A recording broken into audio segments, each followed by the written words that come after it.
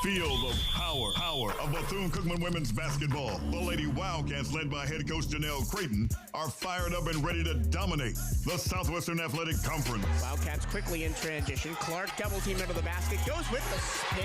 Get ready to feel the excitement. It's time to hit the hardwood for today's game. Buckle up, Wildcat fans. It's about to get crazy. Now it's time to turn it over to the voice of the Wildcats, Mike Truello, on the CatEye Radio Network. A crucial conference contest is on tap today at Moore Gymnasium here in beautiful Daytona Beach, Florida. Hello and a very warm welcome. My name is Michael Torello. Happy to have your company as the Bethune-Cookman Lady Wildcats take on the Alabama State Hornets. Both of these teams tied in the conference standings right now at 3-5 in the SWAC. As mentioned, my name is Michael Torello. Happy to have your company. Joining me at the broadcast desk today is TJ White. TJ, welcome to the show. Thank you for having me here today. Let's jump into our Southeast Toyota dealers. Keys to the game. TJ, what do you got for us? So for Alabama State, keys to the game, I'd say they have to just make three-point shots. That'll determine the game. And, just playing good defense because, teams score a lot on them. So just playing good defense and making them shots when they're open. And then for Bethune-Cookman, I'd say, just not turning the ball over. The last few games, they had like 10 turnovers in the second half this Thursday. So not turning the ball over, just playing their game, and they can get the win. Both teams stand a good, fair chance, and I like to see a good game today. Thank you, TJ. Those were your Southeast Toyota dealers. Keys to the game. At home or on the road, they're never the underdog. Toyota. Let's go places. Lease a new 2024 Toyota Tacoma SR5 for $389 a month for 36 months. Offer valid through February 3rd, 2025. Well-qualified lessees with approved credit through Southeast Toyota Finance. $36.88 due at signing. No security deposit with select equipment. $350 disposition fee. Excludes tax tag registration, title, and dealer fees. See dealer for details. Let's run you through today's starting lineups. First for Alabama State. Starting at guard, a junior 5'8" from Pensacola, Florida, Amari Franklin, returning to her home state. She wears number 0. Returning to her home state and her former gym is a senior 5'11" guard from Ocala, Florida, Omariah Tucker. You may know Tucker because she played the last 2 years right here at Bethune-Cookman. A senior forward, 5'11", is Justina Graham from Long Beach, California, the transfer from Chipola Community College in the NCJAA. At guard is a 5'8" junior from Enterprise, Alabama, Christian Jackson. Jackson has spent her entire college career at Bama State, when was second on the team in assists last season. And the final Alabama State starter is the sophomore center, 6'3", from Murfreesboro, Tennessee, Kamariana Tavares. She wears number 42. She's coming off a career-high 23 minutes played against Florida A&M on Thursday. And for Bethune-Cookman, they run out the same starting lineup that started the Thursday night loss to Alabama A&M. At guard is a junior 5'7" from Baltimore, Maryland, Damani Dorsey. At forward, the team leader in most statistical categories is the junior from South Euclid, Ohio, Asian A. Nicholson. At forward is a 6'2" senior from Lake Wales, Florida, Chanel McDonald, still working her way back from injury after being an all-conference performer for the Wildcats last year. At guard is a 5'3" freshman from Atlanta, Georgia, Jordan Brooks. She's the team leader in assists, but turned the ball over 8 times herself on Thursday in that sloppy loss to Alabama A&M. And manning the middle is the senior center, 6'3", from Miami, Kayla Clark. Her entire college career right here at Bethune-Cookman, leads the team in blocks, but also leads the team in turnovers. Want to see them clean that up today, as TJ said, in the keys to the game. And TJ, I want to bring up something you didn't get a chance to mention in the keys to the game, and that's who we didn't mention on the Alabama State side. The Hornets have 7 players missing through injury today. Ryan Tillis, April Hooks, Solangela Akridge, Cordasia Harris, Imani Wofford, and Anijah Hall. But the big name out, Cordasia Harris, preseason first-team All-SWAC, their team leader in almost every statistical category. How does Alabama State find a way today without Harris on the floor? Well, I say they just have to play team basketball, and someone's going to have to step up. Like missing a lot of players, especially key player like that, Cordasia Harris, it's going to affect the team, but they have to bounce back and work together. This Alabama State squad may have 3 conference wins, but they've been against the 3 teams at the bottom of the standings: Prairie View, Mississippi Valley, and Arkansas Pine Bluff.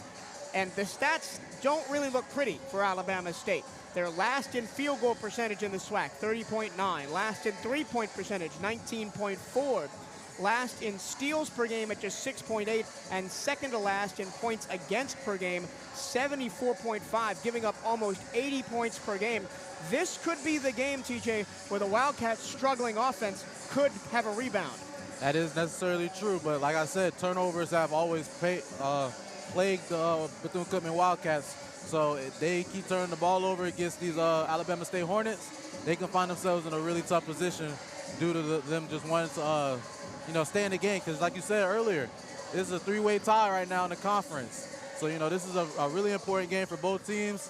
And if it's a close game, they both going to want it. And Alcorn State owns the tiebreaker over Bethune-Cookman because they lost to the Braves last weekend. For the Wildcats, the stats don't really look too bad. They're 4th in field goal percentage at 38, 3rd in points against at 64, but 6th in points for, just 60 points per game for the Wildcats, and they've been held to under 50 in 2 of the last 3 games by Alabama A&M and Jackson State. And I think the main culprit, if you will, of that has been the guard play.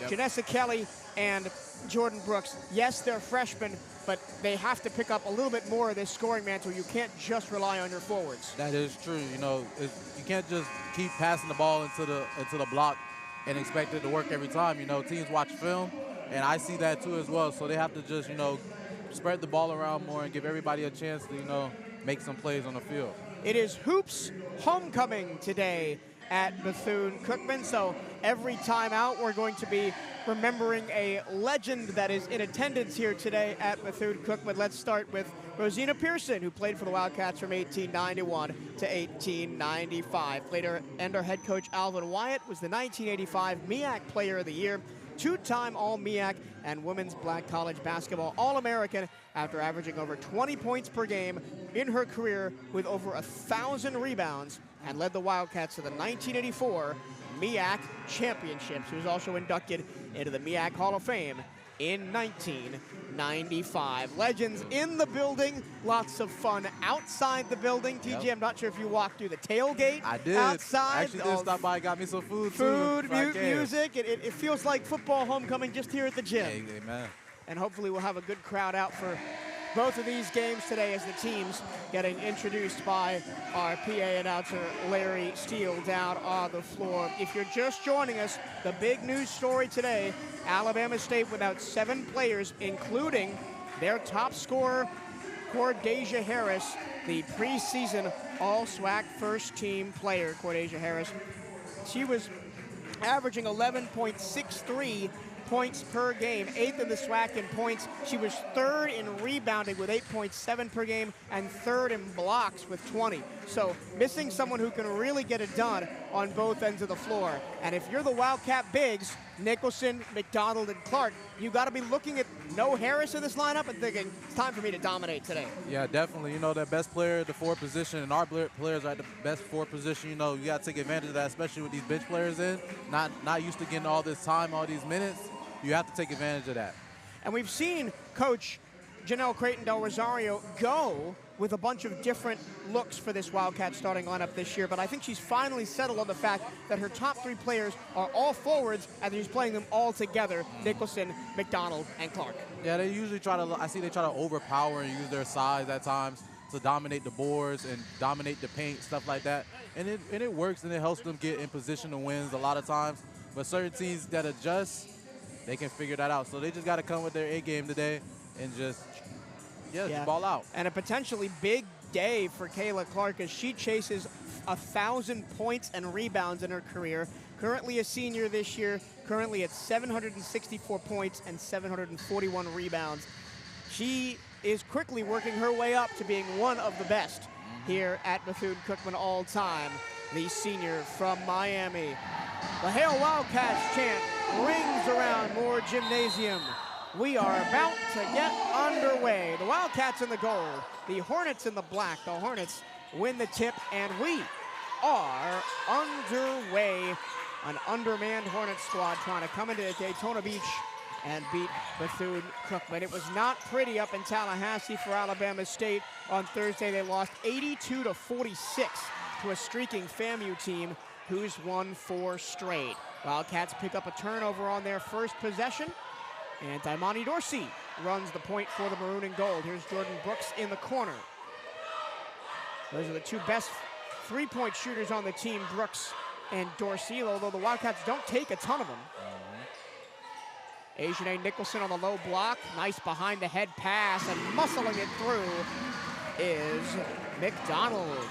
From what I see out here on this Hornets defense, Hornets team right now, they're a little small, so we'll see how the Wildcats use their size against them in the paint. And I like that first possession for the Wildcats. All 3 bigs touch the ball. Passing the ball around, using teamwork, not keeping it in one person's hands. Wildcats really pressuring the on-ball defense. And good contest by Asia Nicholson, but the ball goes out of bounds. They couldn't save it. Lighter and fingers. The Hornets will keep the possession. And because the Wildcats turn the ball over so much, every chance to get a ball off a rebound is important. Offensive, defensive, it doesn't matter. Definitely, because those can be difference makers to where Alabama stays in the game or not. 2 quick Bama State turnovers. Here's Jordan Brooks on the stretch pass. Euro step. Oh, just missed it too strong. But Asia Nicholson bats the ball back out. The Wildcats have a second chance at it. It's an open 3 from Dorsey. No good. The Wildcats just 1 of 13 from beyond the arc on Thursday against Alabama A&M. First foul of the game goes against the Hornets' Amari Franklin. And a fresh shot clock for the Wildcats to deal with. A good opening for Bethune-Cookman. Although I'd like to see Jordan Brooks go a little bit stronger to the rim on that breakaway. Oh, definitely. Just finishing tough and maybe drawing a foul. Free throws are very important. They're last in the SWAC in free throw percentage. So getting to the line and making those shots are very important. Little mid-range miss from Chanel McDonald. Rare for her. She is usually the maestro of the mid-range. 2 trips down the floor, 2 turnovers for Alabama State. Almost make that 3 as the 5'3" Jordan Brooks actually does get the turnover as it last touched Taylor Smith and goes out of play. Looks like they came to play defense today, Mike. Oh yeah, and that is really a hallmark of Coach Creighton Del Rosario's teams. They've always had fantastic defensive squads. The offense hasn't really been there the last couple of years, but defensively they've always been solid. This is the first year under Coach Creighton where the Wildcats haven't led the SWAC in blocks by a considerable margin. That's crazy considering that their best players are the bigs. Yep. Still just 2-0 here. Down low, extra pass, Clark kicked out to the corner. Brooks stepped on the baseline. I'd like to see Clark try to put that up. She had inside position. Definitely, she's right underneath the basket. Like I said, draw those fouls. Drawing those fouls and putting the defense in tough situations is very much important. And she's matched up against the 5'8" Amari Franklin. Tough matchup against the 6'3" Kayla Clark. Definitely a mismatch. Left-hand drive from Jackson. Brooks guarding Smith at the top of the key. Smith misses the shot. Clark the rebound. Here's Dorsey. Wildcats playing some 5-out with their bigs here as Clark goes for a UCLA cut to the right-hand corner. What I've been seeing from BCU recently is they've been using Kayla Clark all around the field more than just inside the paint. And I can see she's very versatile, so I see how that plays out for them today. Clark with 8. She's going to pull it up from the baseline, miss it short, get her own rebound. Hustle. Brooks in the corner. Too strong on the 3, and Pooler boxes out Nicholson. But I like that possession. They pass the ball around, got some good looks, got their best player the ball, making shots. So just continue to do that because they're playing good defense. Only 1 shot attempt for Alabama State so far. Here's a second one. And it's too strong for Justina Graham. Another rebound for the Wildcats. They have a 5-2 advantage on the boards early. In transition, here's Nicholson attacking and an offensive foul. Aisha's very aggressive. I noticed that a lot about her games. Yeah. That's why she gets all the boards too. She's very aggressive. She crashes the board hard, plays with a lot of energy. She's 8th in points per game. Asia Nicholson at 12.2, leading the SWAC in rebounds. And that's hustle right there. That's what every team needs. I love how someone like that. Nicholson averages a double-double. She's got 11 on the season and 5 in her last 8 games. That's why I call it a two-way player. Cassandra Hawthorne fresh into the game. Gets the rebound as the Wildcats have switched it up, bringing in Hawthorne as well as Kamara Langston. Hawthorne takes a long two, misses it, so both teams ice cold from the field. As cold as it is in here in the gym right now. Nobody guarded the soft zone, but Alabama State still what a good play by Kayla. Get a shot to go. Heads up play by Kayla Clark to smack it off Franklin out of bounds, and the Wildcats will take possession. Alabama State 0 for 4. Wildcats 1 for 7. It's a slow game, but this game is determined by open shots, making open shots, because they're getting open, they're getting good ball movement, both teams, but you just got to knock down the mid-range jumpers. And the Wildcats have been giving up that mid-range jumper from about the free throw line, and Alabama State has not been able to convert. They need to start picking up more, because once Alabama start getting used to that and they start getting consistent with those shots, it won't look good, especially if we can't make shots up off that. Janessa Kelly into the ball game for the first time, into the zone defense. Langston tries to shoot over it and connects on the baseline jumper. Kamara Langston just averaging 2.4 points per game, hasn't had a lot of action this season, has struggled with some injuries as well. I like how both teams are letting everyone get a feel of the ball, just passing around, making the defense work. Wildcats aggressively doubling the ball handler. 3 on the way, too strong. Rebound Clark, she's all over it early. Dorsey wants to go coast to coast, does, misses it short. 5 minutes gone in this opening period, just 4-0 Wildcats.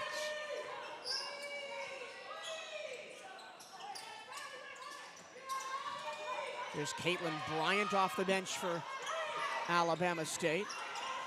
Pick and roll, Wildcats double down low, and the jumper is no good, but Alana Pooler, check that, Ashley Gray follows her shot and gets an easy look.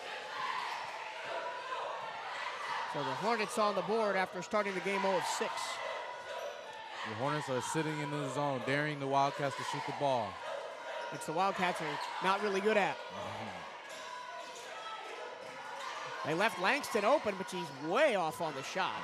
The mid-range is going to be very important in this game. Who's going to make the most mid-range jump shots? Caitlin Bryant traveled with the ball. She picked up her dribble, and Kamara Langston was right on her as we go to the first quarter.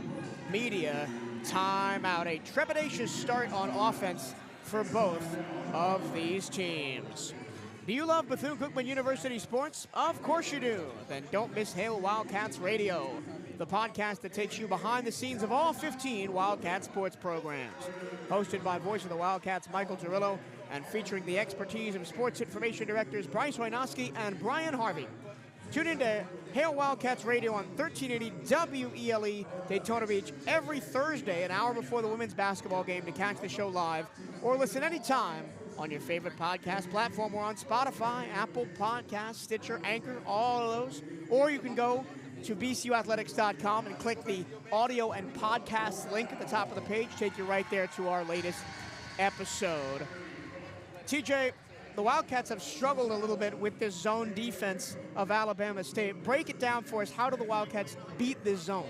Well, I just feel like they need to continue passing the ball and just make those mid-range shots. They have wide open opportunities to make the shot. They just have to make them. So it's just about shot making, really, and just continue to share the ball and not just not attacking either. Yeah. I feel like they have to drive the ball inside the paint and force them shots and draw those fouls, and that's something they typically do not do. On the other side, the Wildcat defense has forced 4 early Alabama State turnovers, and it's a completely different look than Alabama State. Alabama State sitting back into a zone, the Wildcats aggressively playing man and sometimes double-teaming the ball player. Well, I feel like with them knowing they're not really a great scoring team, they're just putting more pressure on them. Also knowing that they have 7 players out, they're really testing that bench that Alabama has. Cassandra Hawthorne gets to her spot. Dishes to Kelly in the corner, Brooks. Langston, back to Kelly. Wildcats have not been able to probe this zone defense yet on this possession. Hawthorne with 8, double teamed. Backdoor pass, Kelly.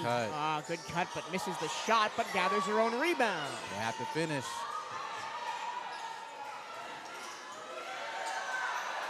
They duck it down low to Johnson. Good Extra pass. Langston blocked. Gotta go out stronger. That's a good pass, though. Caitlin Bryant with the block for Alabama State. She takes the 3 on the other end and misses it off the backboard. Hornets are very much off right now. The Wildcats haven't really taken advantage of it on the other end. Let's see if they use the freshman Maya Johnson. Janessa Kelly splashes the 3. And for a team that only hit 1 3-pointer on Thursday night, those shots need to go down for the Wildcats. And she's one of their good 3-point shooters, too, so they're going to need her to make those shots in clutch moments as well. She's taken the most on the team this season, Janessa Kelly, at 83. 8 to shoot on this slow-developing Hornet possession. Into the chest of Brooks. The floater is no good by Bryant. The Hornets are not finishing the ball the same way BCU is. That's why this game is so close. Whichever team starts taking advantage of it. How about Janessa Kelly? 2 straight triples. Timeout, Alabama State. Don't let her get hot because she'll start getting too confident. The most 3-pointers she's made in a game this season is 3, Janessa Kelly. She's already got 2, and we're in the first quarter. Hey, she's probably looking for a career night tonight. Oh, yeah. Set the new record. And that's just great offense in the half court, right? Knowing that the zone, they're going to leave somebody open for 3 if they double on ball. Exactly. Not just dribbling the ball around, just dribbling, going everywhere left and right.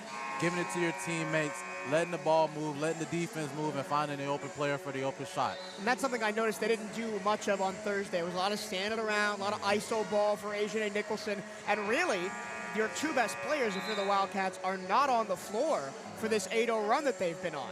And that's crazy. So that just shows that they've been talking, they've been trying to figure out how they could work together.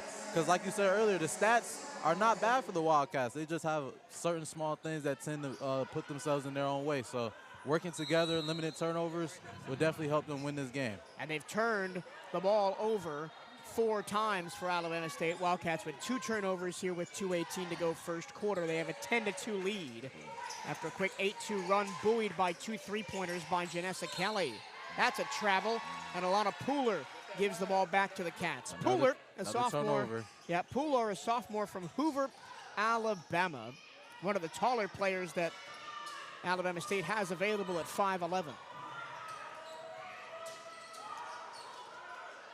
Flair, down low Maya Johnson, the freshman. Good move. Oh, just misses it. And it's going to be a whistle and a foul against Johnson as he tried to grab the rebound. I would continue to do that all day, Mike. Just continue to feed down there and just make your size and make yourself known in that paint. Because once you dominate the paint, it just shows the physicality of the game. That's already 2 offensive fouls on the Wildcats in the early going here. 1 on Nicholson, 1 on Johnson. There's something to keep an eye on as we continue this afternoon. Down low it goes. Great block. The undersized Dorsey gets the block on Pooler. Johnson, the high post, will reset to Nicholson. 1.5 to go first quarter. Nicholson. Pump fakes, puts up a hook shot, no good. That time they really didn't get the ball around like that. So I looked for them to continue to doing what they're doing. Asia Nicholson, lost the ball after she recovered the rebound. Tucker in the corner, the former Wildcat. She can be a 3-point sniper, Amaria Tucker. Gotta watch her in the corners.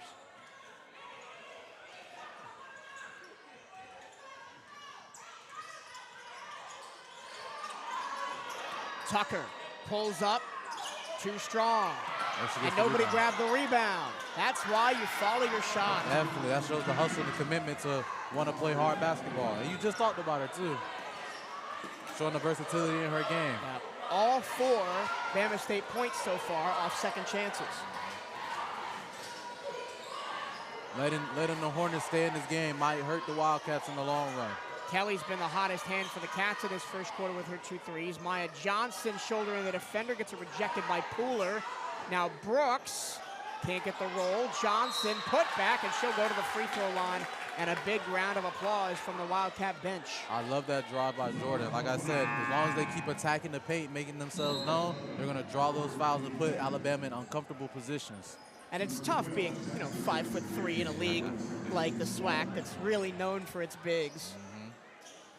And having the confidence to drive, and a lot of the time your shots aren't going to be easy down there because you're so undersized. That's true, but that's why she has bigs right there to clean up shots like that too, to help draw the fouls as well. Teamwork. Maya Johnson, the 6'2" freshman center, another South Florida kid from St. Thomas Aquinas High School, 3-time state champion.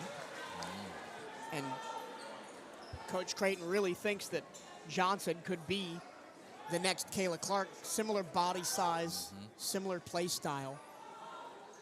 Just getting her more accustomed to the college level of the game, she could become something special, especially since she comes from a culture of winning.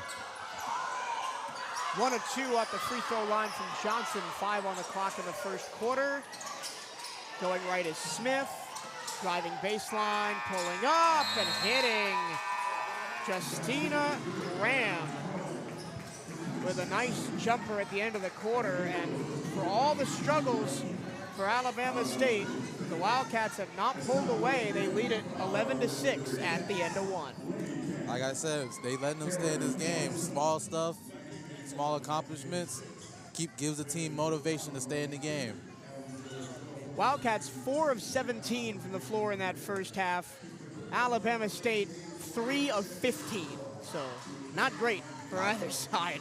But again, if the Wildcats shoot a little bit better, they may be well and clear after holding Alabama State to 3 of 15. So you can kind of take solace in that defensive performance. Yeah, their defense is really playing good right now. They're getting turnovers, they're getting rebounds, they're making the Alabama take tough shots. They just have to apply that same type of, they have to play complementary basketball.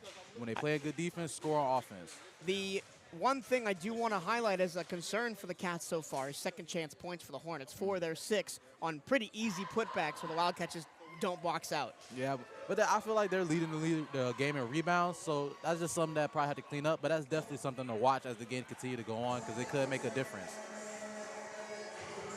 SWAC basketball is right around the corner. Don't miss your chance to catch every second of BCU basketball action at Moore Gym. The men have a home game on Monday, February 3rd, as they welcome Alabama A&M for a crucial conference matchup. Student admission is always free. General admission tickets start at $10. Get your tickets today at bcuathletics.com/tickets. Can't make it some more. All the action is live at youtube.com/CatEye Network. Welcome to all of those of you joining us on the CatEye Network this afternoon. Michael Turillo, TJ White, bringing you all the action from both games today. We got a doubleheader on Saturday. The men follow after, the women about 30 minutes afterwards. The Wildcats looking to sweep the doubleheader for the second time this season. Swept Mississippi Valley State in their first home conference doubleheader. As we start the second quarter, Ajahnay Nicholson yet to get off the mark in this contest. She throws the ball away, but right to Janessa Kelly. Cats with 10. Dorsey, pick and roll. McDonald just misses it too strong. They got to make those open passes in the middle of the paint. That's easy points. Here comes Jackson the other way for Alabama State. It recycles to Graham, who hit that shot at the end of the first quarter. Step back, pull up, short, and pulling down Dorsey is Justina Graham. Now in the NBA, that would be a transition foul and 2 shots, but that doesn't exist in college. So all the Wildcats do is get the ball. Yeah, that was definitely a nice fast, that could have been a good fast break. They had the advantage. So, like I said, they just got to take advantage of the points that they get on offense because they do have wide open shots. And the mid-rangers that were falling for the Wildcats on Thursday really kept them in the game for a long time against Alabama A&M have not been going down, especially for Chanel McDonald, who loves those mid-range shots. Kelly has the 2 threes for the Cats. Here is McDonald going to work, putting it up and scoring. I love it, dominating that paint. They have size over Alabama, and you continue to use that size and that physicality. Wildcats have a 13-6 lead. Their largest lead so far was 8 after they led 10-2. They should definitely use this quarter to start extending that lead. They've been playing good defense. Ooh, long three, splashed down by Justina Graham. Only her third three-pointer of the season, came in today just 2 of 17. And she's shooting with confidence, too. They go back to McDonald with the step-through finish. That's beautiful. Continue to do that all day. I would give her the ball all day, post them up. McDonald, whose season high is 18, could be looking at somewhere along those numbers if she keeps doing that. I would continue to just feed all my bigs in the post and let all of them just take turns. It's shocking me that Ajane Nicholson doesn't have a point yet as she leads the Wildcats in scoring on the season. Another three, short and out of bounds, that time by Christian Jackson. As Alana Pooler comes back in. Pooler, a 3-time state champion back in Alabama at Hoover High School, an over 1,000-point scorer and an all-state teamer as a senior.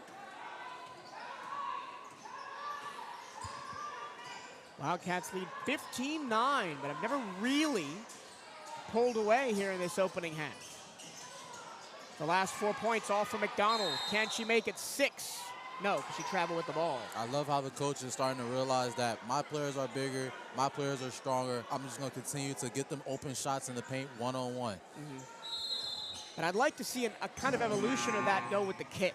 Yes. Right? Because they're going to start doubling the bigs, and that means the guard's going to be open on the outside. So that's the big's job, I feel. So, you know, watch that, have an eye for it, because as soon as you start dominating too much, okay, they go double team me, let me kick out, wide open three.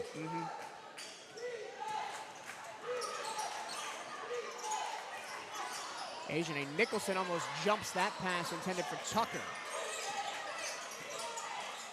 Backdoor pass. Extra to the corner. 3 on the way. Short.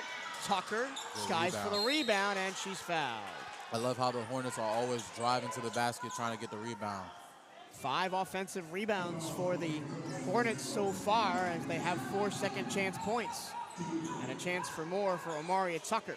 And those points matter, especially if they start making regular shots too. Tucker, who played her last 2 seasons here at BCU, no stranger to this gym, and that's a big help because the sight lines in here, especially for shooters, can be a little odd with the stage at one end, the flat wall at the other. And you know, with her taking free throws help shooters get comfortable in the gym. So if she keeps shooting free throws like this, be careful for them three-point shots later on in the game. And Tucker is the best free throw shooter on the team at 80.9%. She hits both of them that time. Shooters love free throws. And don't look now. Here come the Hornets as they've closed the gap to 4.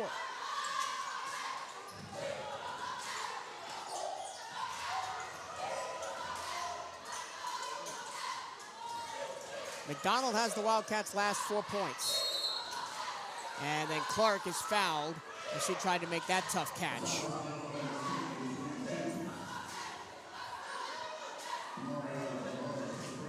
Kamariana Tavares picks up the foul. Tavares, the 6'3 senior, is the tallest player the Hornets have healthy. Clark, bullet pass down low and maybe a little bit too fast for McDonald to handle. Yeah, Wildcats, the turnover bug starting to come back. They're 4th of the game. That's how they keep teams in the game like Alabama. And as you keep teams in the game, they start to build confidence that, hey, we can do this. We can continue to get points, make plays. Great defense by Janessa Kelly as she forces the turnover.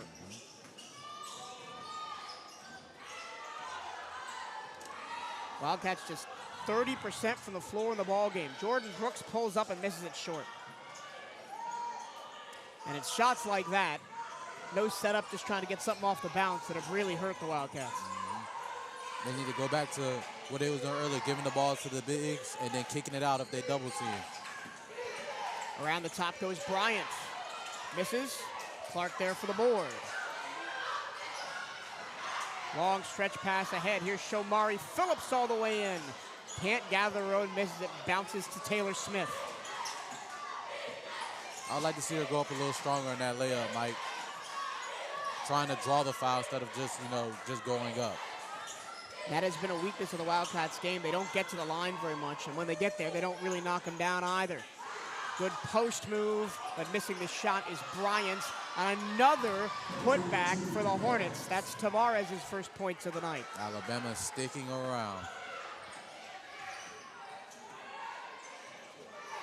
I'd like to see more of a driver kick by the Wildcats too. Jordan Brooks drive and kicking it out to the bigs as well for an easy mid-range or a layup. McDonald to Clark.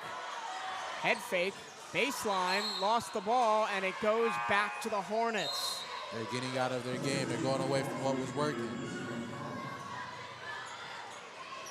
The Wildcats have not scored a point in the last 2 minutes and 37 seconds and have allowed Alabama State to crawl back into it.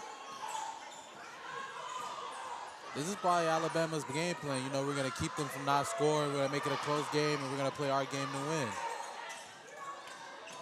Bullet pass down low. Here's Bryant. Kick out, corner three. Short. Clark for the rebound.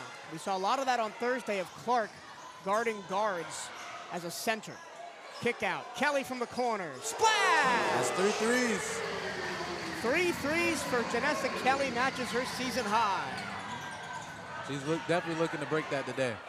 And they're going to need it, too, the way the scoring's going. And then Kelly gets the steal. This freshman has lit it up on both ends in the first half.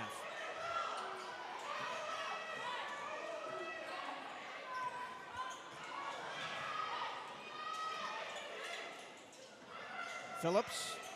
Kelly again. Way downtown. Oh, missed it. But Good. Brooks is there. The putback. Oh, she missed it. Use the backboard. Use the backboard. Jordan Brooks has been snake bit this weekend so far. Didn't score on Thursday.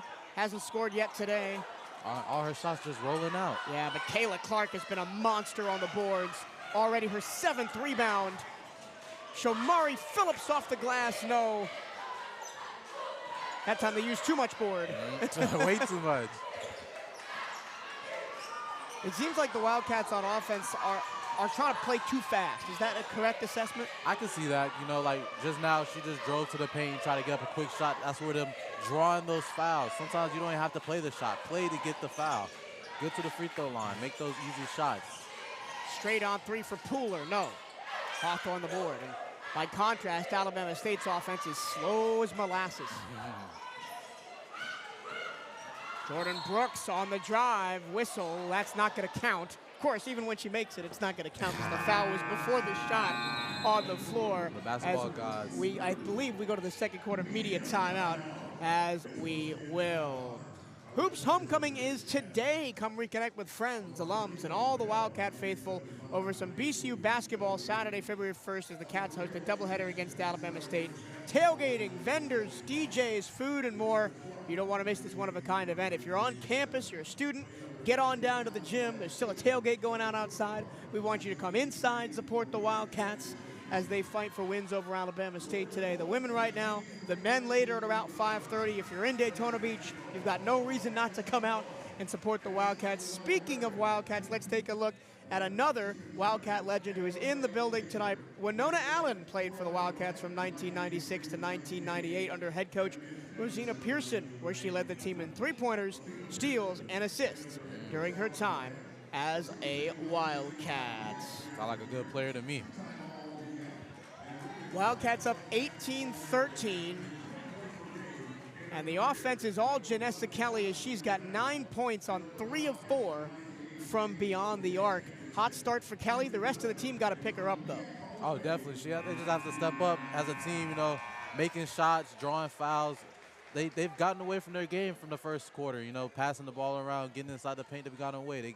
They kind of slowed down and played Alabama's game. So they need to pick it up to finish off the second half. Yep.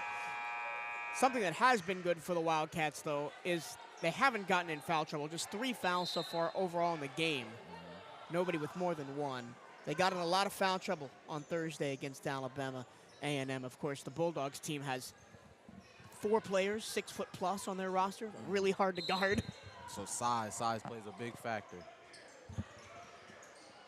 Got to get the ball in. They do to Clark. Goes up like a wide receiver, high pointing it to get to that ball.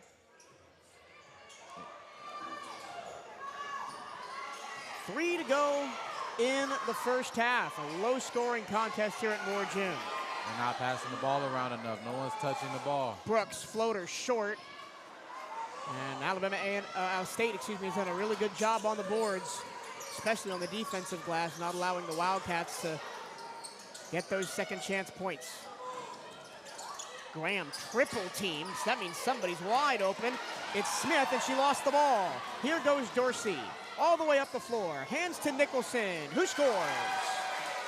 Fast break points matter too. Ajahnay Nicholson's first points of the game. And it breaks a 2-minute scoreless streak for the Wildcats, but Alabama State has been scoreless for almost 3 minutes. If both teams can't score, fast break points really play a factor in the way that both teams are playing good defense right now. Ajahnay Nicholson with the rip away. She goes all the way. And it's a quick 4-0 run for Nicholson. Defense turns to offense. Definitely. Very much important. I was about to expand on your point, right? If the offense isn't flowing, you got to get what are called hustle stats. Second chance points, points off turnovers. All that, and that's definitely what the Wildcats are doing right now. Another steal. Here's Jordan Brooks, dumps it off. Nicholson got the ball ripped out of her hands, got it back, and is fouled on the putback. And if you don't get the bucket, get the foul. As Ajahnay Nicholson finally arrived to the contest after being pretty invisible for the first quarter and a half, the Wildcats, thanks to 3 straight steals, are on a 7-0 scoring run after the Hornets had closed it to 2. And what I've been seeing too, they've put Kayla Clark out there on the top of the key for a center to be just going against guards, using her tall body to make it hard for them to make them passes. Really been helping them out in this little run, little change. And I noticed that on Thursday as well. It was Clark's job to close out to the 3-pointers. As well in the corners. And she did a good job altering a couple of shots, even got a block as well. Definitely. I see that now that they realize they're, like you said earlier, that their team revolves around their forwards, they're using their most versatile forward to be everywhere on the court and have everybody else down low. Yeah. The catalyst for this run for the Wildcats has been that trap. They have gone immediately to the trap after the Hornets have crossed half court, and even now a little bit before then. Open 3. Bricked it, did Graham, but an offensive rebound for the Hornets. Floating it off the glass, no good. And should be a jump ball, it is. And I believe the Hornets have the possession arrow, they do. Starting to see that the Wildcats are now starting to make Alabama feel more uncomfortable on these offensive possessions. Yeah. Kayla Clark needs to start getting some points. She's on for a double-double. If she can get some. She's already got 7 rebounds.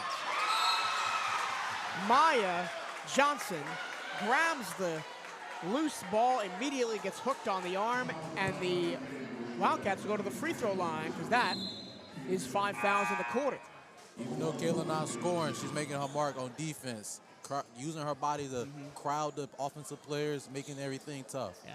So the team leader in steals coming into the game was Damani Dorsey for the Wildcats at 35. She's already got 3 steals, a block. She's done everything but score, Dorsey. A rebound, an assist, 3 steals, and a block. Hey, defense wins games. And after going 1 of 1 her first time to the free throw line, Maya Johnson hits the first one. She's shooting free throws at 56%. You're going to see a lot of numbers down there for the Wildcats, especially the bigs. Especially if they don't shoot a lot of them, too. But she got both that time, and the Wildcats' run extends to 10-0 over the last 3:57. And it's because of defense like this, aggressive doubles, trying to turn the Hornets over. 3 in the corner. The Hornets still can't get off the slide. Jordan Brooks, the shortest player on the floor, grabs the rebound. She finds Nicholson, who's playing with 2 fouls. Maya Johnson, defender, falls down. Offensive foul. I don't like that call, Mike. And the Wildcat bench doesn't like it either. And that's Maya Johnson's second offensive foul. And I think the Wildcats are about to get a bench warning as well, as everybody stood up on the bench. That's and one right there, Mike.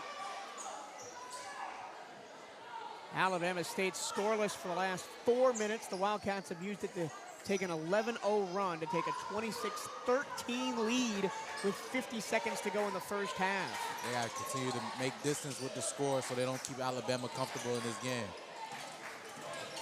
Johnson doubles on the baseline. Mismatch down low, but Pooler couldn't finish over top of Kelly. It's not like the Hornets aren't getting good shots. They're just not finishing. Just not knocking them down.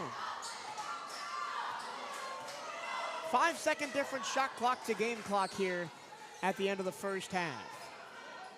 Jordan Brooks will let the sand drain through the hourglass. The freshman from Atlanta calls for the screen. Now attacks. Behind the back, step back, money in the bank.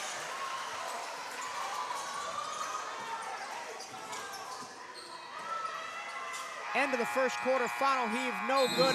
What a second quarter for the Wildcats. They outscore the Hornets 15-7 in the frame. They end on a 13-0 run. They keep the Hornets scoreless the last 5 minutes of that quarter. And they have confidence going into the break, TJ. Defense and being aggressive down low. That's just what drove this run that they have right now. They've been pounding the ball in the paint. They've been all over the ball handlers, causing havoc on the court. So Coach Creighton is still talking to the officials about that offensive foul call on Maya Johnson. I would too. She didn't do nothing. Wow. That is the best quarter of basketball I think I've seen this women's team play potentially all season. Yeah, it was to be honest, it's the most aggressive I've seen them play defense in a while. And I'm starting to see that they also, being more aggressive, like I said earlier, getting to that free throw line, using their bodies, that size. Wildcats only 5 of 6 from the free throw line, but they've held Alabama State to just 2 of 2, playing good defense and not allowing Alabama State to get to the free throw line. Yeah, definitely playing good defense, but not being too aggressive, knowing when to pull back, knowing when to be more aggressive. That's smart. That's good defense. That means they practice that. They forced 11 Alabama State turnovers in the first half, 4 of them on that big scoring run at the end of the quarter when they went to the trap. Do you want to see them continue that in the second half, or sit back and play a more kind of half-court style defense? I say right now I want them, when coming out of halftime, maybe just sitting back a little bit, seeing how the game goes, and then coming back to it, because you never want to run one thing too much or tire your players out as well. Alabama has a lot of bench players in, so you know they're going to be switching a lot of things up, so you should come out trying to figure out, okay, how can I adjust to what they're doing, because we are putting a lot of pressure on them. So I just say defensively, just be aggressive, but come out a little slow. But offensively, I say just keep attacking that paint, keep passing the ball around, get them open threes, open mid-range shots, and get to the free throw line. We'll take a break for halftime. When we come back, we'll have the statistical breakdown of the first half, the Around the SWAC. Take a look at the women's basketball games happening elsewhere around the Southwestern Athletic Conference, and get you primed for the second half. Right now, it's Bethune-Cookman 28, Alabama State 13 at halftime. This is Bethune-Cookman basketball on the CatEye Network.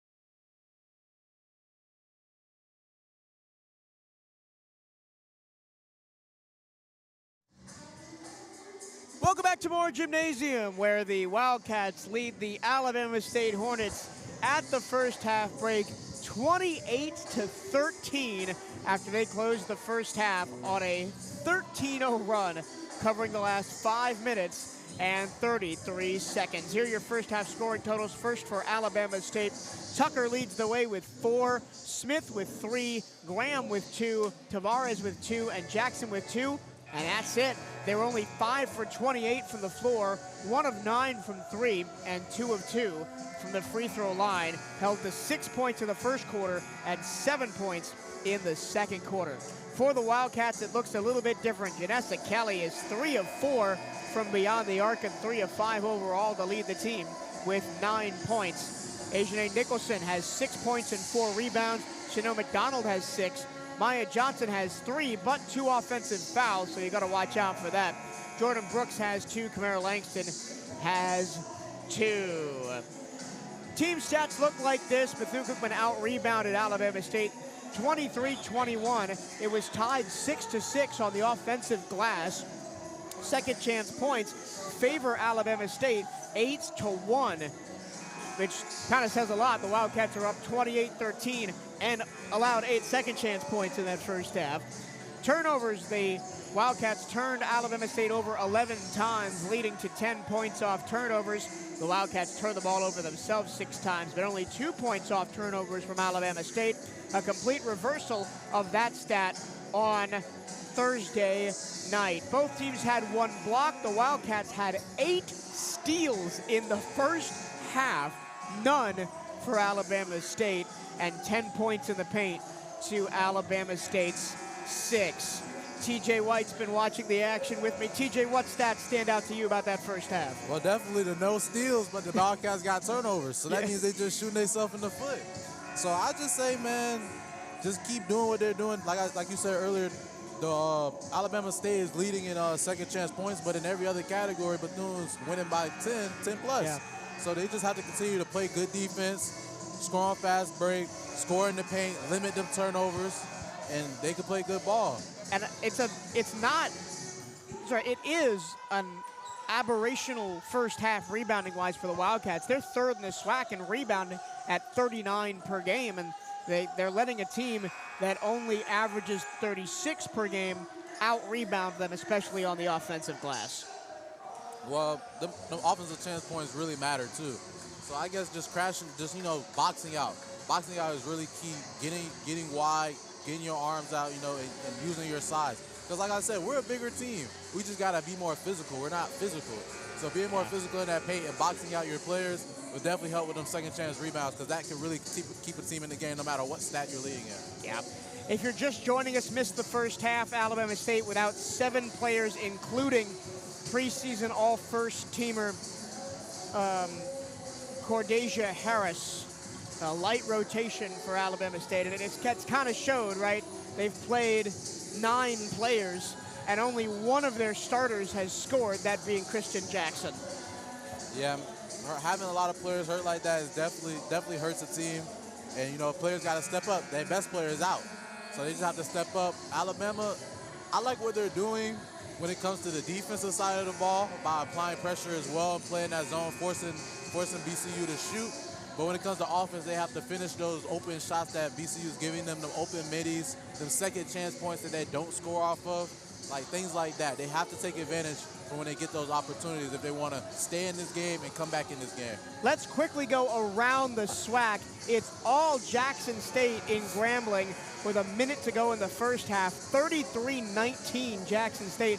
The Tigers of Jackson State trying to rebound after a loss to Southern on Thursday. Speaking of Southern, they're up 11-9 at the end of the first quarter against Alcorn State.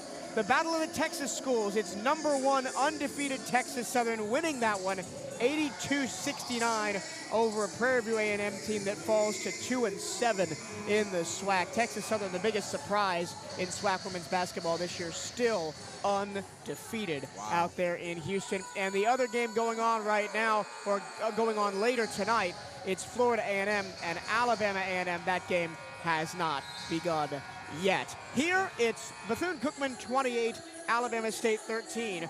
Both of these teams tied in the SWAC at 3 and 5. A win would catapult the winning team up to 6th. The loser would drop to 9th. So a big tilt this afternoon. Definitely a big game. And like I said, if Bethune wants to stay in this game and win this game and stay in contention for the play or the tournament later in the season, they want to win this game. They have to win this game, especially being the better team. They have to stop shooting themselves in the foot.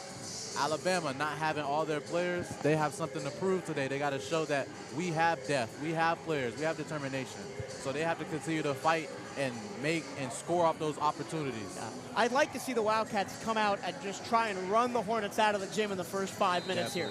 You don't want to keep them in the game at all, Mike.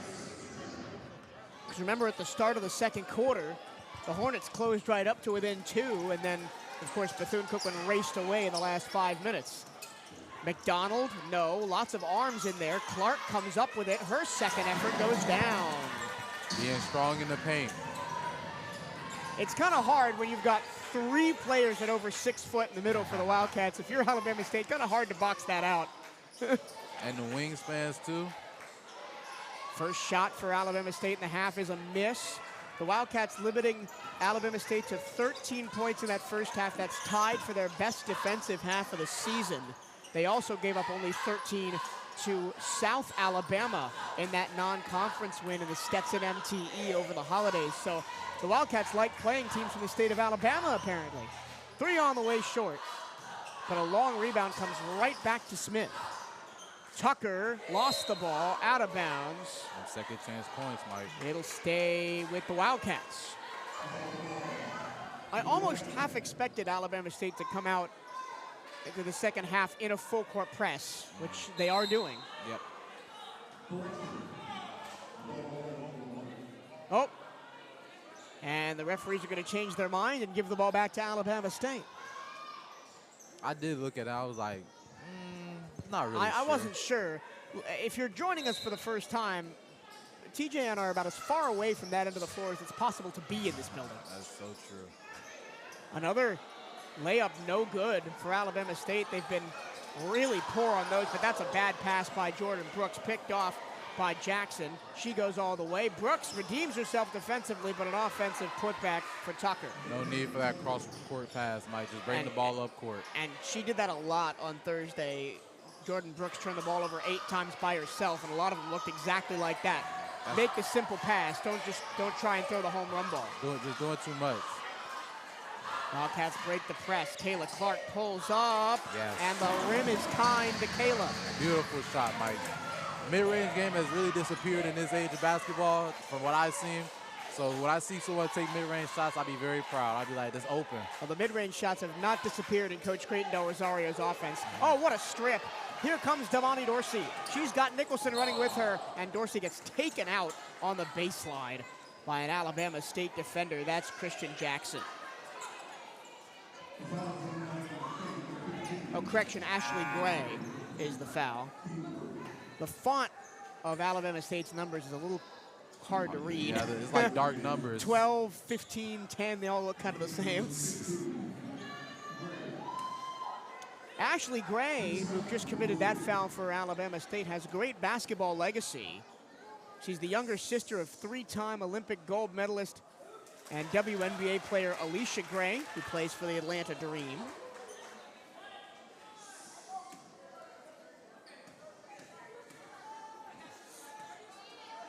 Dorsey at the free throw line, sinks the second one.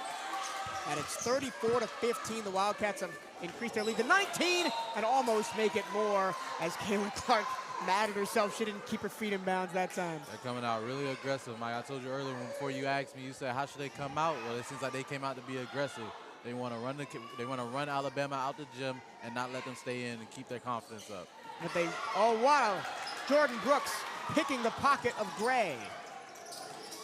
Brooks on the baseline, no-look pass. Nicholson lost it, jump ball. It'll go to Alabama State. That's a good pass. She has to make that. She has to catch that ball. Yeah. But it does seem like at times Jordan Brooks plays a little too fast. She gets too excited about things. I can see that. You know, she's a very small girl, so she has some speed to her, so she be moving. And then attempting those, low percentage passes like we saw on those 2 turnovers. Yeah, but that's just adjusting to the culture of college basketball, D1 basketball. And one for Alabama State as they're off the mark in the second half.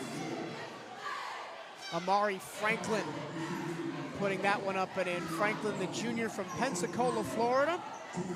Prepped at West Florida High School, then started her college career at Bishop State. Last year started all 30 games for Bishop State Community College, averaged 11.1 points. And she's at the free throw line for an and one. She's the second of the 5 Hornets starters to score in this one. Pooler, Gray, and Bryant still yet to get off the mark. The bank is open for the Cats on the other end. Jordan Brooks cashes in that time. Alabama State says they want to run. But missing the shot is Pooler. Another second chance opportunity. Tucker in the corner, missed everything. Dorsey, what a pass to Nicholson, bucket and the foul! Wildcats came out running the floor hard, fast, keeping the pace up. Now that's a great pass. Definitely, beautiful entry pass. And a good finish, too. And Nicholson's been doing that all season, of course, averaging 12 points and 11 boards. Nicholson had 6 in the first half. And she'll go to the line to add 1 more. And she was having that quiet night till she started playing, so they started switching up that defense and getting them points off turnovers and getting to the free throw line. Yep.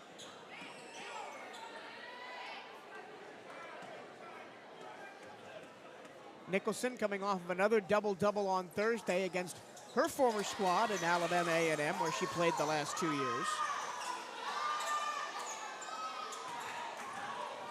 Wildcats back to that pseudo-token full-court press. Here's Taylor Smith. Hands it back to Amari Franklin, who had the last 3-point play for the Hornets. Brooks guarding her, and then switches. Shovel back to Pooler. And then Smith, 2 on the clock, 1, and the Wildcats play great defense and force the shot clock violation. Making them uncomfortable, Mike, making them uncomfortable, not letting them get into their zone. MVP of that possession for me was Jordan Brooks. Yeah, definitely, just being a hound, just being everywhere, being in their face, putting your hands up, everything like that. And in the absence of probably the Wildcats' best guard, Kayla White, who's been out for the last 2 weeks with an ankle injury, Jordan Brooks, while she's had her struggles on the offensive side, she has played great defense. Kayla Clark, the baseline drive, misses it. McDonald, the putback is money. Second chance points, turning that stat around. First second chance bucket of the game for the Wildcats. And the shot clock didn't reset, so we'll have a bit of a stoppage in play here.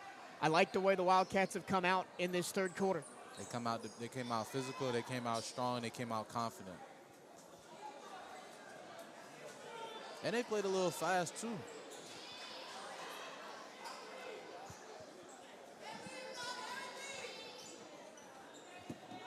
My live stats are not updating. At the next timeout, I will try to get that working. So apologies if I don't reference those very much. But my score on the live stats is stuck at 28-13. It is currently 37-18. Game been so fast, they've been running up the score. Even the internet can't keep up. And now they're going to send the teams to the benches and go to a replay review to figure out what's going on with the shot clock. So we get a chance to take a bit of a break here. Nike is the official outfitter of the Bethune-Cookman Wildcats. Gear up on the newest BCU Nike gear at nike.com/Bethune-Cookman Wildcats. And make sure you are representing Bethune-Cookman Athletics to the fullest. Buy the latest BCU gear online at the Bethune-Cookman online store. Go to bcuathletics.com and click on shop to find the newest BCU clothing and apparel. That's bcuathletics.com and click on shop.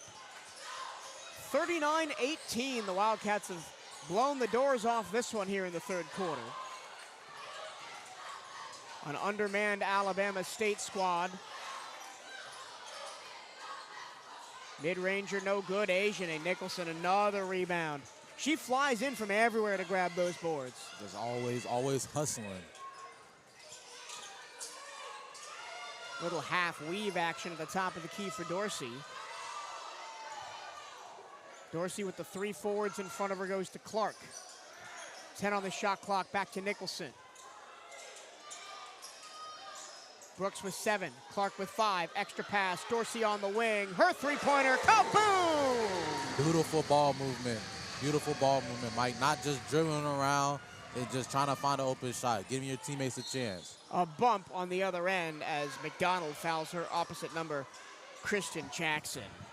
But again, another possession for the Wildcats where every player touched the ball, every player moved off the ball, set a screen, and in the end it was a wide open 3. Definitely, just keep moving. The ball's gonna come back to you. It always will, as long as you keep moving and you follow the game plan.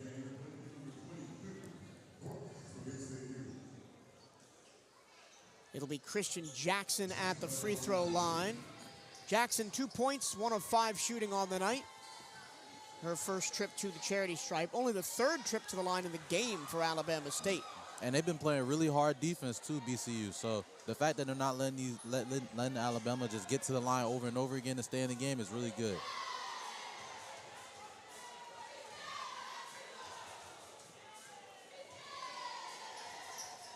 One of 2 that time for Jackson.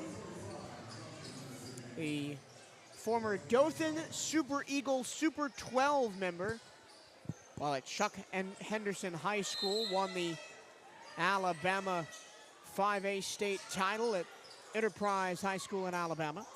Sorry, Hoover High School in Enterprise, Alabama. Nice press break by the Cats, wide open Nicholson.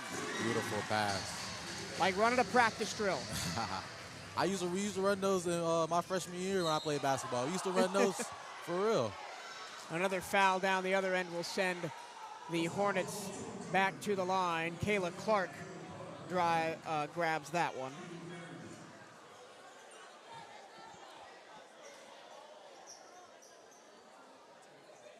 In this 3rd quarter, the Wildcats lead it 13-6.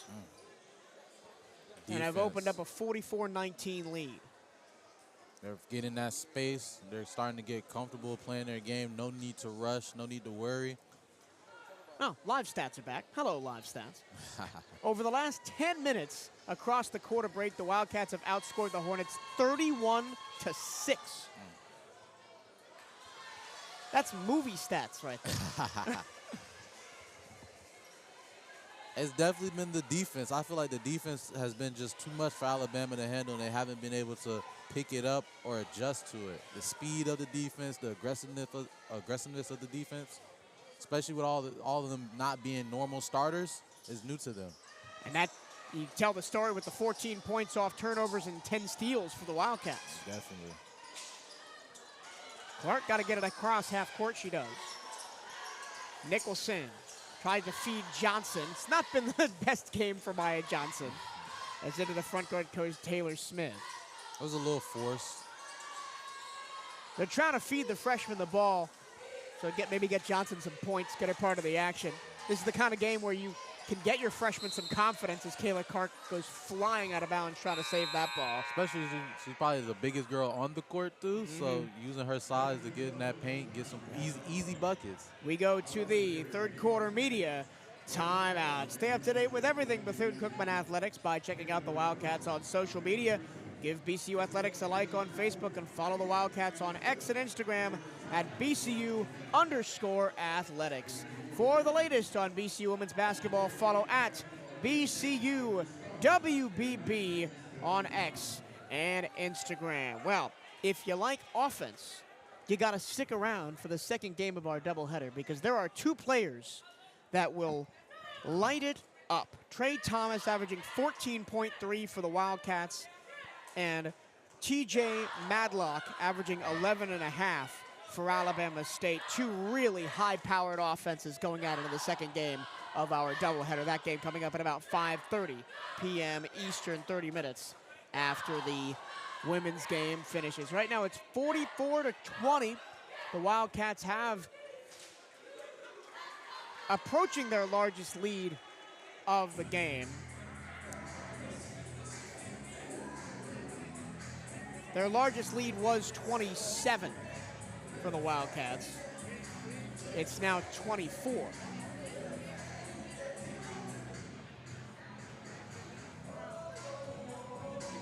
We're gonna, and I think we have a disconnect between the scoreboard in the gym that says 44-20 and our live stats program that says 46-20. I'm gonna go with what's on the board in the arena at 44-20 for now, but I think that is why the referees are at the scorers table trying to figure it out. All they're gonna do is look at the scorebook, and what the scorebook has, that's the official. That tells the story. That's the official score. Oh, they just changed it to 46, Mike. Okay, so I guess the scoreboard must have missed a bucket. It happens. Got the count, yep. So it is 46-20. The lead at 26 points for the Wildcats. Working that scoreboard not easy. I've done it before. So have I. Table crew, especially good table crew, is underappreciated at all levels of basketball. No, they never get any recognition, but scoreboard, shot clock, bookkeeper, even the DJ down there, he's working. Definitely, they all work hand in hand. They all work together. It's what makes the basketball experience nice. It's what makes it be like, okay, these are the stats and stuff like that. The stuff that we talk about, we wouldn't know it without them. Yep. I remember back calling high school games, so I had to keep my own stats and broadcast at the same time. Oh, that's a lot of multitasking. Oh, yeah. I'm so glad we have all these nice live stats and advanced analytics and all that stuff. Makes it way easier. Yeah, you're right, it does. Michael Torello and TJ White talking you through this one first game of our doubleheader. The Wildcats 46-20 here at Moore Gym, looking to win their fourth conference game of the year and snap a 3-game losing streak that stretches back to last Saturday against Jackson State. Yeah, this is definitely a confidence booster for them too. Being able to win this game, propel themselves back up into tournament contention is definitely good for the morale of the team. The Wildcats take the Texas road trip next week against league-leading Texas Southern and Prairie View, who's currently hanging on to that final playoff spot at 3-7. That's going to be a game. So if the Wildcats can go 1-1 on that road trip, sets them up nicely for their next home weekend, where they will start the back half of the SWAC schedule against Alcorn and Jackson State, a chance to get some revenge against the two teams that beat them last weekend. Corner triple, no. Another offensive rebound, but the ball dribbles out of bounds.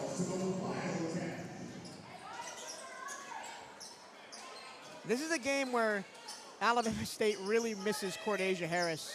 They miss her size, they miss her scoring, they miss her rebounding, because the Wildcats have been dominant on the glass and in the paint. In every phase of the game so far. Kayla Clark got it back after being stripped. Janessa Kelly, she's hit 3 threes in the contest, is back in the game. Jordan Brooks wants it in the action. When it rains, it pours for the maroon and gold, another three-pointer. Open shots, getting the ball around.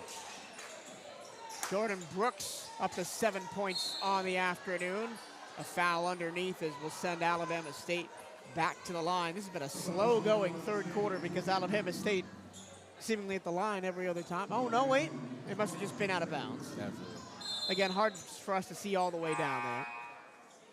Jordan's definitely getting out of that slump from the last few games as well. Only one scorer in double figures for the Wildcats. That's Asian Nicholson, as she's got 11. Kelly with 9, McDonald with 8, Brooks with 7. So we're on the precipice of 4 double-digit scores for the Wildcats this afternoon if they share the ball.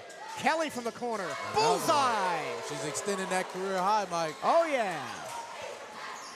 Her 4th 3 of the game. She's got 12, and the Wildcats have 52. Remember, Bethune-Cookman's been held to under 50 2 of their last 3 games. Definitely a confidence booster game right now. Oh, yeah. This is an Alabama State team under the tutelage of longtime head coach Penny, or Freedom Jackson. Penny Lucas White is the volleyball coach at Alabama State. Got them mixed up. They've both been there for so long. Nicholson, open is Clark. She takes the baseline jumper. Oh my goodness. Shooter's touch. Everything the Wildcats throw up is going in right now. Everything's starting to fall for them. Frida Freeman-Jackson in her 27th season at the helm of Alabama State women's basketball. But last year was tough for Alabama State. They went 3-15 in conference play, missed the playoffs. This year they've started 3-5 and look for all the world to be going 3-6. Brooks throws it up. Oh, didn't get the kiss off the rim, but she will go to the line.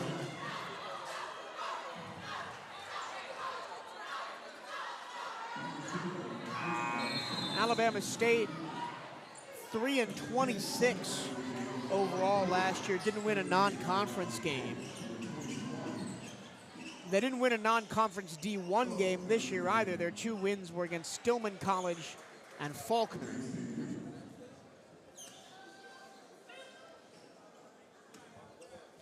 As Jordan Brooks heads to the line. Got the first one. One thing Jordan Brooks does do very well is shoot free throws. 72.9%, one of the best on the team.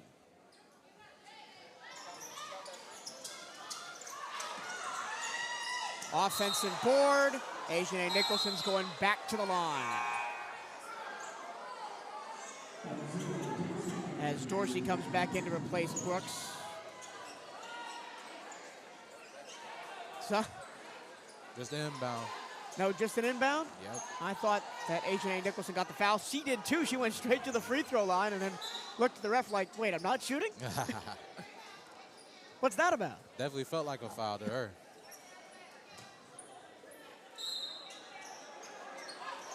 (55-20). Shamari Phillips tries to join in on the party, and she does. They just running it up now. Another massive run for the Wildcats. 12-0 over the last 241. Alabama just can't get no shots to fall no matter what they take. They double Maya Johnson. She tries to throw it off a Hornet out of bounds. Still loose on the floor. It dribbles out of play, and it's Hornet ball. And that's a point where if you're a head coach, I don't think you mind a player burning a timeout there. Nah, definitely not. Especially when you're in situations where you want to keep possession of the ball. Just call timeout. Johnson just, and I think she's going to come out of the game, and coach is going to tell her that right now. It's like, hey, you could have called timeout there.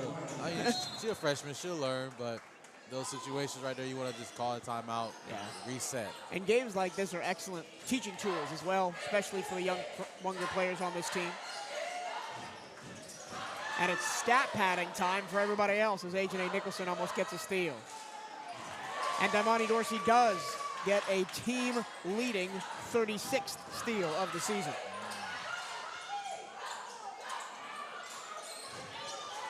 Wildcats will really slow it down here with 1:30 to go in the third quarter. With such a big lead, just take their time and make open shots like that. Ajahnay Nicholson, another rebound. And she is pushed out of bounds. That's a foul.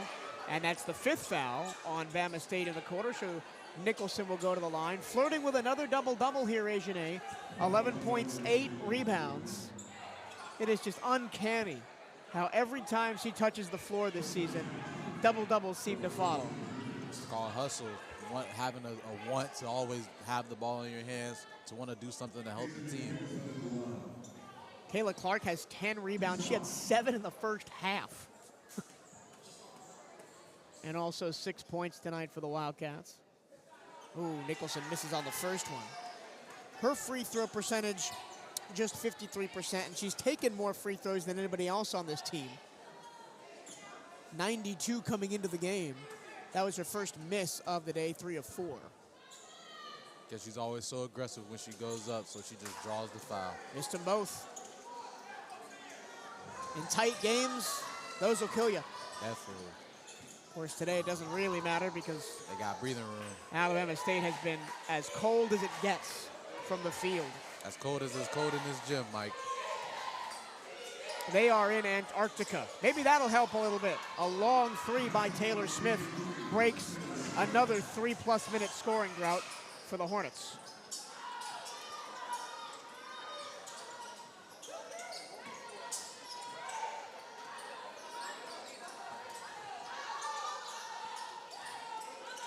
Shomari Phillips, back to Dorsey. Clark gets her defender in the air. That's a nifty move, but the rim is not kind to Kayla Clark that time. Smith, who hit the three last time down the floor, throws up a runner and will go to the line. Good aggressive drive. And the one thing the Wildcats haven't done that well in this third quarter is not send the Hornets to the line. Alabama State 3 of 5 from the line in this quarter with a chance for 2 more coming. They only went to the free throw line 1 time in the first half. That's how they kept them out of coming back and making a play in the game. Playing hard defense, not fouling too much, not putting yourself in foul trouble. Being able to play defense with confidence. Yeah. Not a ton of fouls in this game at all. 11 on Alabama State overall, just 7 on the Wildcats. As the trap comes again, broken by Langston. Dorsey almost lost it, but keeps it through a double team. Shot clock off, 15 seconds to go in the third quarter. Wildcats up big, 58-24. Dorsey asked for the screen, gets it with 4, has her shot blocked by Omaria Tucker. Tucker runs the floor. She's not going to get there before the end of the third quarter. And that's the end of the quarter. Another dominant one, perhaps the most dominant so far. The Wildcats score 30 points in the third. They lead it 58-24. And in that lead. They go 11 of 14 from the field in the third quarter. Making these shots when it counts, especially them open threes, open middies, everything like that. Making them count, extending your lead, not letting them come back, not letting them have confidence on the other side of the ball. Come be a part of BCU Athletics and support the CatEye Network. If you or your business is interested in supporting the CatEye Network, you can reach out to Wildcats Athletic Communications at bcusportsinfo@cookman.edu. That's bcusportsinfo@cookman.edu. And there is no BC without you. Show your support for Bethune-Cookman Athletics by joining the Wildcat Champions Club today. Help us build a championship culture at Bethune-Cookman. You can donate and join at bcuathletics.com/championsclub. That's bcuathletics.com/championsclub. And as we're doing every time out today, let's honor another former Wildcat who is in town for hoops homecoming. Lisa Clark played for the Wildcats from 1983 to 1987 under head coach Alvin Wyatt and was a part of the 1984 MEAC championship team. And they have been treated to a really good performance by the Bethune-Cookman Wildcats, all these alums that have come back for homecoming today. Definitely, being at home, you want to protect your home court. You want to show off for the people that's done it before you.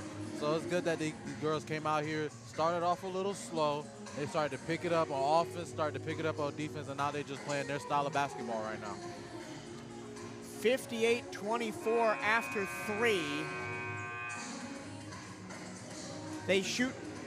Alabama State Hornets shoot just 18% from the floor in that third quarter, but yet it was their highest scoring quarter of the game. They scored 11 points because they made 4 free throws, their most of the game so far. I help keep the team in the game, but like we said earlier, they haven't been shooting a lot of free throws, so they haven't been able to make that little change to get in the game. Nicholson with the head fake drive, and Kayla Clark gets a lot of body. The ball goes out of bounds. There's a lot of fearless action going on right now with the score at 58-24. Glad she's okay. It was moving kind of fast. This is not the kind of game where you want one of your top players going down with an injury. Not that any game you would want that, but especially not when you're up by 30. Especially. That's what hurts more. You win in the game by a lot, and you still get your best player hurt. Nice hands by Camara Langston, taps that ball out of bounds. Of course, This Wildcats team down 2 of their top guards, Kayla White and Cariana Woods, both sidelined with injuries right now. So the 2 freshmen have had to step up at the guard position, Janessa Kelly and Jordan Brooks. What has been your thoughts on Kelly and Brooks' performance today? As that's a wide open layup underneath for Graham after the double team. Well, definitely with Kelly today, with her shooting the 3 ball with confidence, helping her team keep that lead early on, especially with her team starting off slow. I definitely feel like that spark that she had helped light a fire under her team to extend this lead. Jordan Brooks, I love the way, even though she's been a little sloppy this game, she's picked it up, still been confident, been passing the ball around, and being aggressive towards the goal to picking up fouls. Asian Nicholson, I don't even know how she got that rebound. just always being there. Good, hey, whenever you're around the ball, good things happen. That's what I was always told. And I believe that's her double-double. That's her 10th rebound. That's how you get the double-doubles. Now would be her 12th of the season. You just got to be committed to every play, crashing the boards. Definitely. She boxes out everybody. Even her own teammates. Oh, yeah. Opponents, teammates. She'd box out her own coach if she was down there.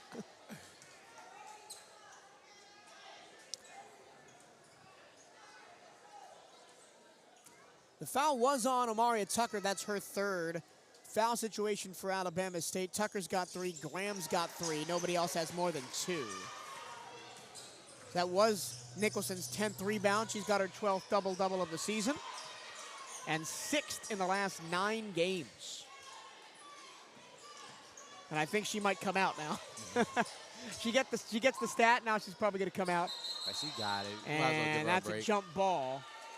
Good job by Shomari Phillips down low to prevent the easy layup as McDonald comes back in for the Cats. She replaces Kayla Clark, who's had another good day. 6 points, 10 boards for Clark. A block, 2 assists, and 2 steals. Looks like Aisha gets to pad those double-double stats. Well, I mean, it's nowhere near Asian and Nicholson's top performance of the season, which was 26 against Fort Lauderdale back in November. That's the 3rd most in a game by any player in the SWAC this season. Kayla Walker of Bama A&M had 30 in a game against Northern Alabama. She must have been hot that game. Oh, yeah.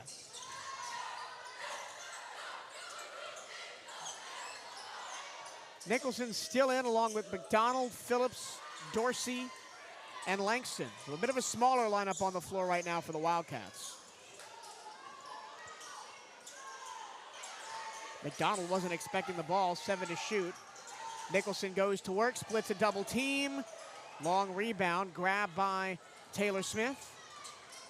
One-on-one with Shomari Phillips, and Phillips does enough. And almost lost the ball, trying to rip it out. Here's the double team. Really aggressive, and the Hornets steal it away. Smith bounce pass, Tucker, easy finish. They've been very aggressive trying to get that ball back. Full court press. This is where the Wildcats can't go to sleep. Even though the game is pretty much out of reach at this point, you don't want to put stuff on film that your coach is going to yell at you in practice about on Monday. Definitely. You want to just keep playing your game, playing with confidence, and playing hard always until the clock strikes 0. Langston open for 3. No. Phillips in for the rebound, no. McDonald a 3rd chance, and she'll go to the free throw line. The Wildcats buzzing around the glass. Even though it doesn't feel like it, they've only have 1 more offensive rebound than Alabama State does, 11 to 10. And the second chance points still favor the Hornets 10 to 9. Is there a 3rd chance stat? Because they don't got second chance rebounds and 3rd chance rebounds. It still counts second chance points, though. That's I see athletic director and head coach of the men's basketball team, Reggie Theus, watching proceedings from just inside the door to his office there on the far side. His boys will be in action coming up in about 40 minutes.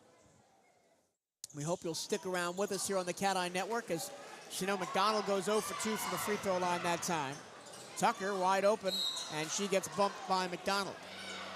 Questionable foul there, questionable.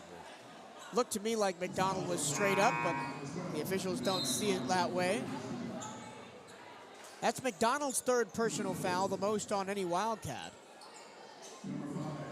Omaria Tucker has impressed in her return to Moore Gymnasium. She's got a team-high 8 points and 9 rebounds, flirting with a double-double herself. As Omaria Tucker played the last 2 seasons here at Moore Gym for the Wildcats.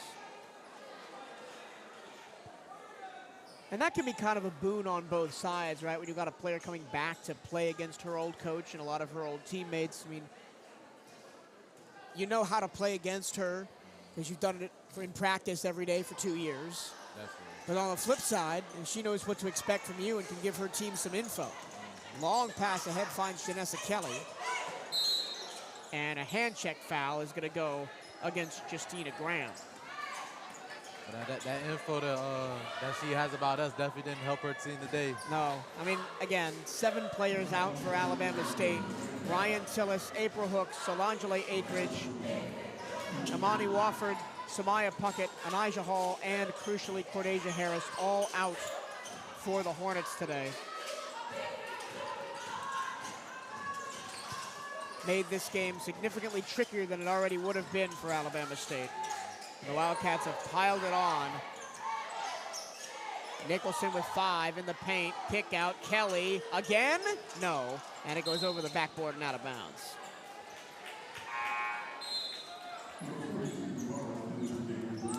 That last foul, that hand check, was the 4th foul on Justina Graham. So she'll probably sit the last 6:44. Taylor Smith has a team second highest 7 points tonight for the Hornets. As Omaria Tucker's 1 rebound away from a double-double. There's a 3 from the corner, no good. McDonald pats it out to Brooks. Brooks has Nicholson running the floor. Instead, she finds her freshman compatriot Kelly, who misses on the 3. And then Kelly taps the rebound. Oh my goodness. Omaria Tucker got fouled by her own teammate. Unfortunately, the refs can't call that.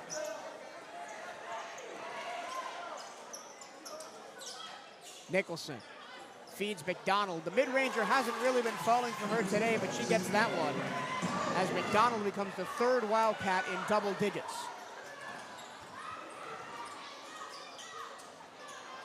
Brooks way downtown off the heel, and it'll stay with the Hornets. Alabama just can't adjust to the rim in the gym. None of their shots going in, everything just hitting the rim or rolling out. 21% from the field today for Alabama State, and just 2 of 15 on threes. And they haven't been able to get in the paint and dominate in there due to the size difference. Yep. The Wildcats only have a slight advantage in points in the paint, 20-14.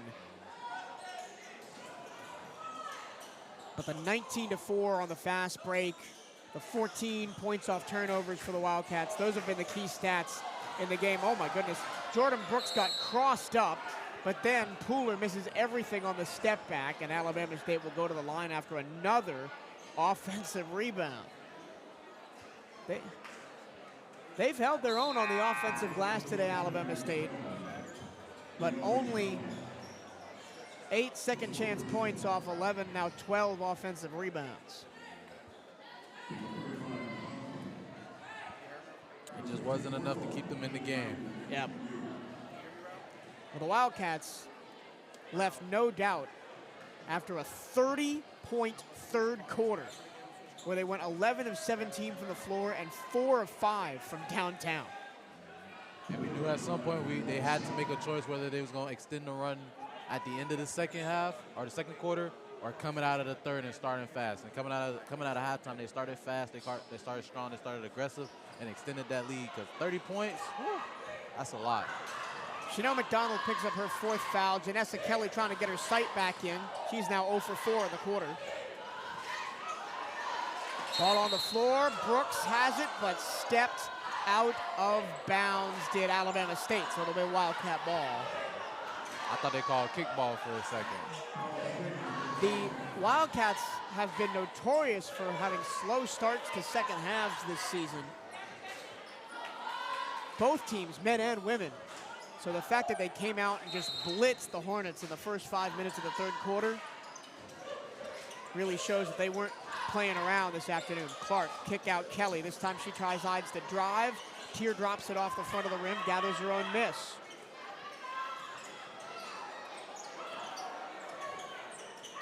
Kelly again, into Maya Johnson. And I guess if anybody's gonna have a poor game, it'll be Maya Johnson today for the Wildcats. Johnson, 3 points, 0 for 1 from the floor, 2 rebounds, now 3 turnovers as we've hit the final media timeout in the contest. Also 2 offensive fouls for Maya Johnson as well. Quiet night for the freshman, even in a blowout. Support the Wildcats like never before. Bethune-Cookman Athletics has partnered with Influxer to bring you officially licensed, co-branded NIL merchandise featuring your favorite players' names and numbers. Proceeds from each purchase directly supports Wildcats student athletes. Show your support for your favorite Wildcats today at bcuathletics.com/NIL merch. That's bcuathletics.com/NIL merch.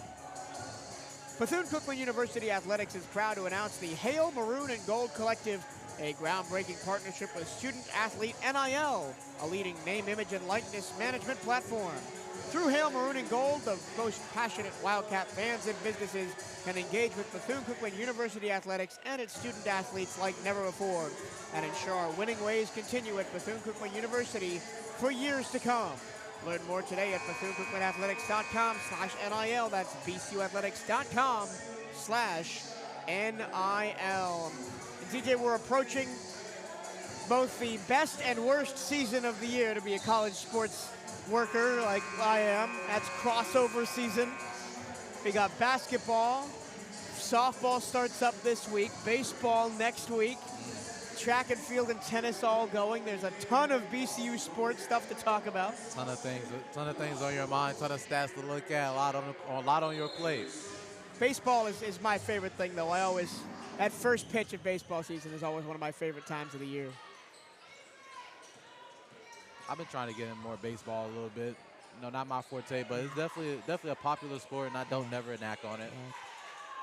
Come on down to the Jack this season, everybody, and take in some Bethune-Cookman baseball.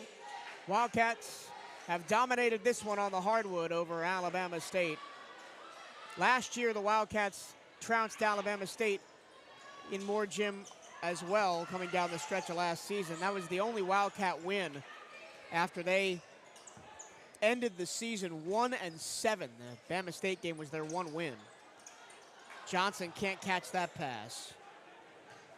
A combination of injuries and tough matchups prevented the Wildcats from even making the SWAC playoffs after a slow start. There's a big 3 by Tucker.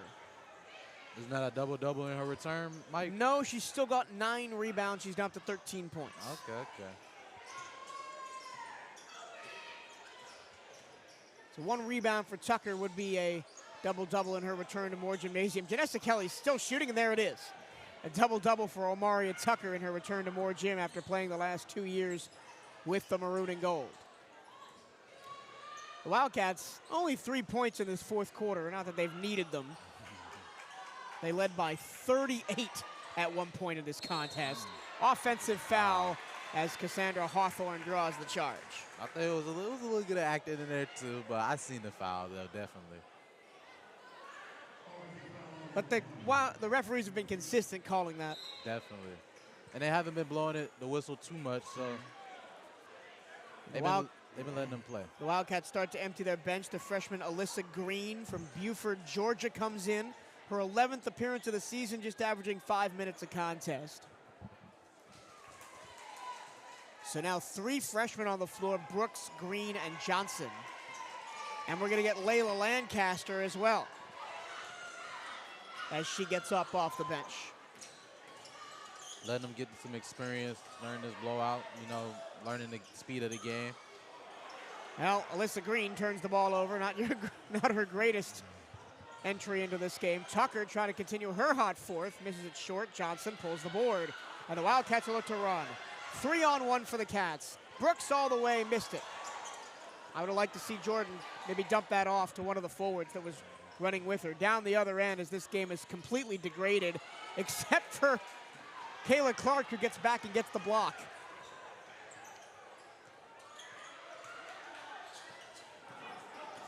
Three minutes to go in this one. I thought Brooks was about to pull up from near half court, and then she gets fouled. And doesn't look too bemused about it. Even if there was a blowout, that's something on film. Coach will still yell about you, still yell at you about. Walking into a three from the logo, yeah, you don't want to do that. We'll have a timeout on the floor. TJ, I want your opinion on the Wildcats in the third quarter. We can't really speak about the fourth. The Wildcats 1 of 12 in the fourth quarter and kind of cruising down the stretch after being up by 38 at one point in this game. But in that third quarter, what was the biggest catalyst for the Wildcats to race away with it? Defense, to be honest, Mike. When they came out and they started putting Kayla at the top of the key, using her body to make turnovers, score fast break points, I feel like that lit a fire under them and helped them establish that lead, establish that dominance that, yes, we are the better team. We are at home. This is our gym, and we're going to take over. So ever since then, everyone has been putting in, everyone has been dominating, just, playing hard. So I feel like defense definitely won this game for BCU. And then it's the finishing at the rim, tough, getting them offensive rebounds. Nicholson with her double-double, showing that every game she's going to get points, and she's going to play defense, and she's going to hustle for the ball. And that also has inspired your teammates to do the same thing as well. So good teamwork, and I think they just played hard coming out of halftime. And the Wildcats really haven't shot the ball that well in the game, just 37%. It is above their season average of 38%. Well, no, quite below their season average of 38%, my apologies.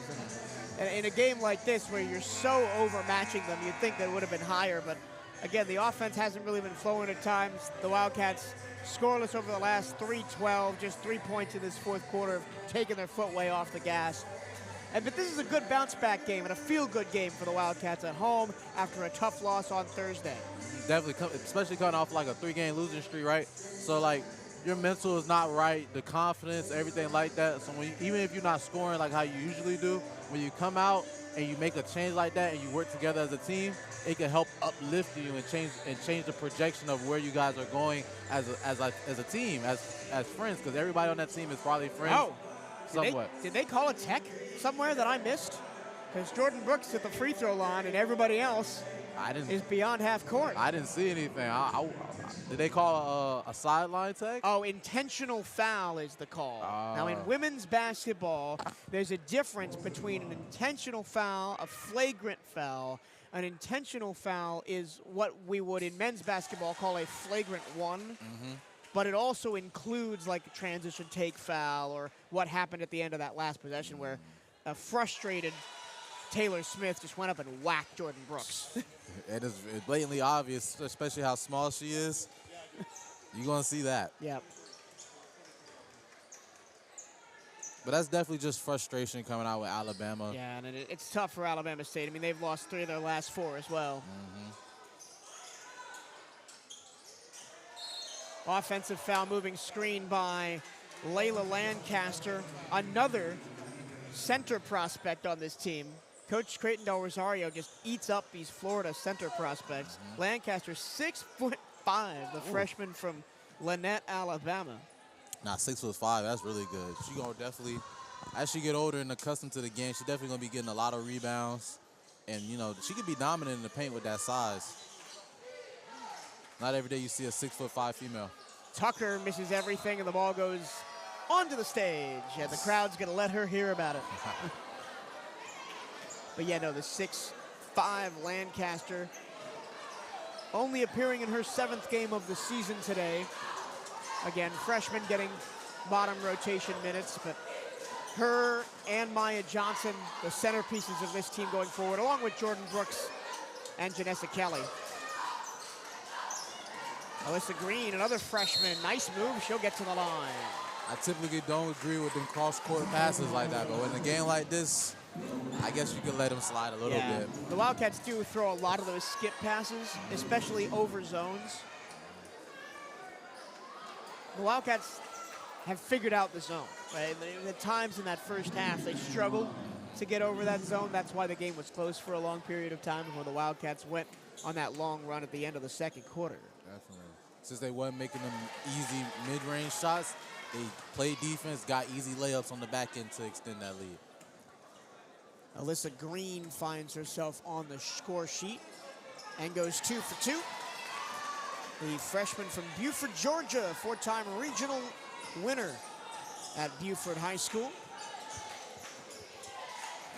Lots of Georgia, Alabama, Florida talent on this Wildcats team.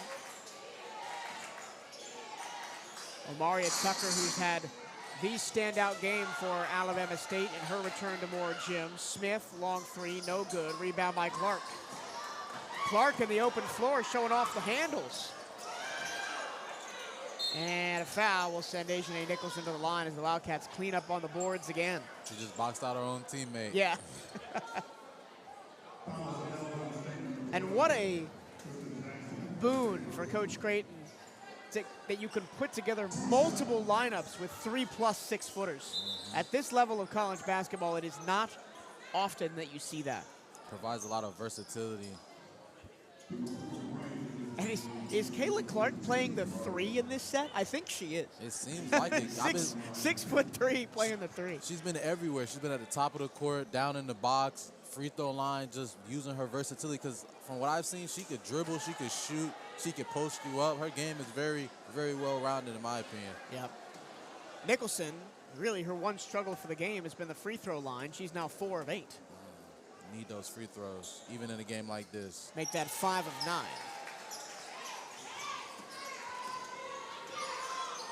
Wildcats in cruise control, up 66-35 with 1:45 remaining in this one. Men's game to follow.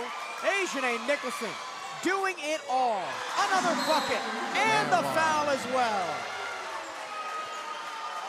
Wildcat bench going crazy, all doing the point down celebration that Asia loves. Her signature. Tucker picks her up her 4th foul in transition. That was a late whistle by the referee. I didn't think we were going to get it. It's because she fell at the end. Yeah. But she usually does all the time. Coach used to tell us back in the day, he said, even if it don't look like, even if it's not hard, just flop. You know, you may get the call, it may not.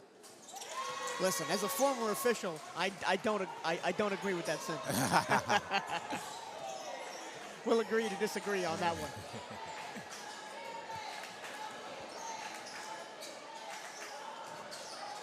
Another offensive rebound for Alabama State will put Alana Pooler to the line.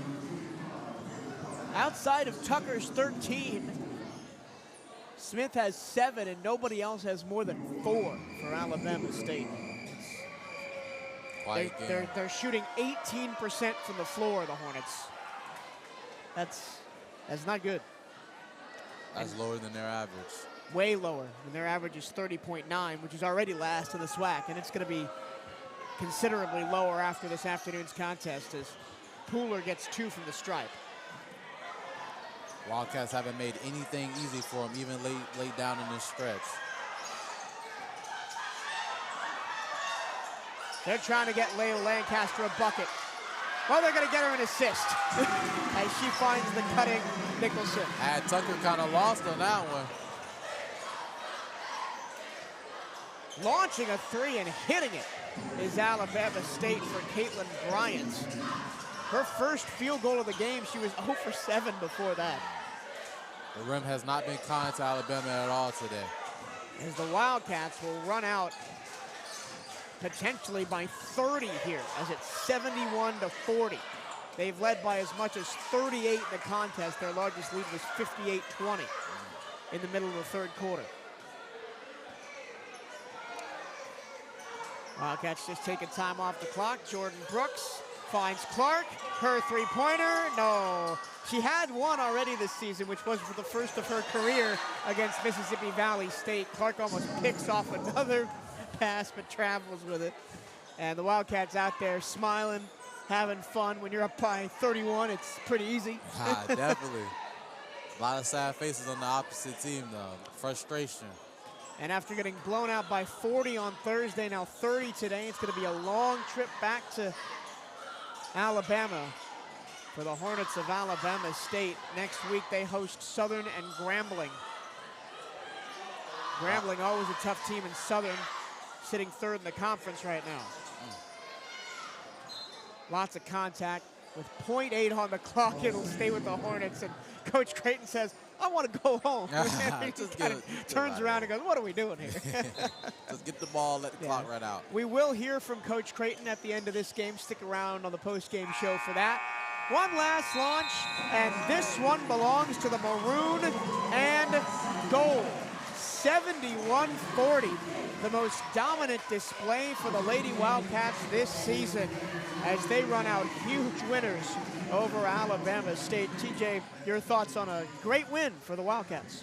I love it. They started out kind of slow. BCU came out slow, but then they started to pick it up coming out of halftime, being aggressive on defense, taking them not second chance points, but turnover points and upping the turnover differential and you know, just taking advantage of those points, taking advantage of those opportunities that they have and to make a difference in the game. And that's how they did it, being aggressive on defense.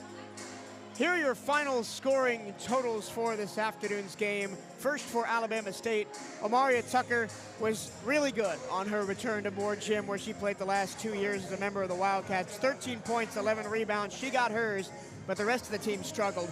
Smith with 7, Graham, Jackson, and Pooler with 4, Franklin with 3, Bryant with 3, Tavares with 2. The Hornets shoot just 19% from the field today. And for the Wildcats, Ajane Nicholson launches her 12th double-double of the season and 6th in the last 9 games as she puts up 18 points and 11 rebounds, 6 of 10 from the free throw line, 6 of 11 from the floor. Janessa Kelly was excellent as well. She hit 4 threes. That's a new career high for the freshman. Chanel McDonald had 10. Jordan Brooks also had 10. Those were the 4 Wildcats in double figures. Kayla Clark almost had a double-double, but she decided to turn provider instead of scorer. She had 6 points, 12 boards to go along with 2 assists, 2 steals, and 2 blocks. Did it all a little bit for Kayla Clark. Dorsey with 5, Phillips with 3, Johnson with 3, Langston with 2, and Green with 2. Your team stats in this one: the Wildcats out-rebounded Alabama State 49-44, but Alabama State out-rebounded the Wildcats on the offensive glass 16-15. Even in games like this, where you win big, still things to clean up. Definitely, always, because you know they started out with the high offensive rebound output with Alabama State, but then the BCU started to box out more and clean up better towards the second half and towards the end of the game. We're trying to get Coach Creighton for an interview.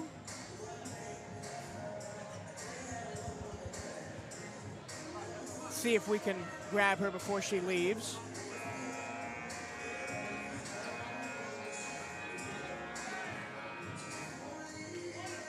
Before that, we'll continue to run through the team stats on the day. I mentioned Alabama State out offensive rebounded the Wildcats 16-15. Second chance points favored the Hornets 14-10. The Wildcats forced 20 Alabama State turnovers and only turned the ball over 15 times. And for a team that has turned the ball over 20, 25, 30 plus times in games so far this season, the Wildcats were pretty protective of the ball. Definitely, just way better. Even though some mishaps happen, you know, but you won the turnover differential.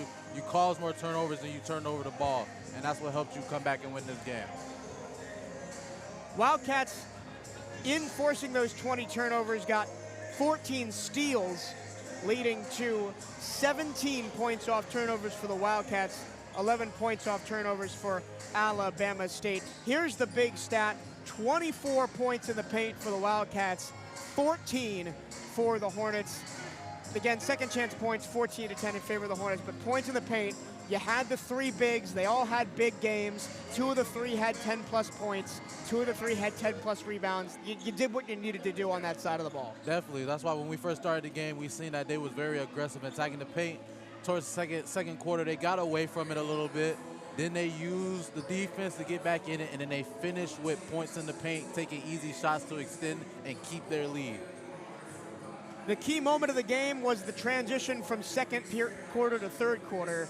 The Wildcats outscored the Hornets 17-7 in the second and 30-11 in the third, including going on a run of, believe it was 30-9 at one point across the quarter break. They just blitzed the Hornets across the break. Definitely, especially with so many starters missing, a lot of players that play more minutes than they typically play. It was just too much. The pressure was just too high for Alabama today. Yeah, and the Wildcats rotated a lot. Only one player with more than 30 minutes, that's Kayla Clark. Brooks and Nicholson also had 29 minutes apiece for the Wildcats.